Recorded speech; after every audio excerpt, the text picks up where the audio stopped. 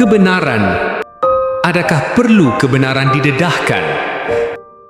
Dalam hidup ini, kebenaran adalah punca kesengsaraan kita. Bila kebenaran pada insan terhampir, kita mencipta musuh yang paling ampuh.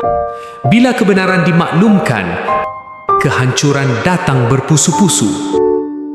Bila kebenaran itu tidak kita ketahui, hidup yang damai diselindungi kepura-puraan. Kita selalu melawan kebenaran, kerana di sebalik kebenaran itu adalah kepalsuan yang nyata. Oleh itu, hidup kita ini adalah pilihan bagaimana kita menghadapi kebenaran.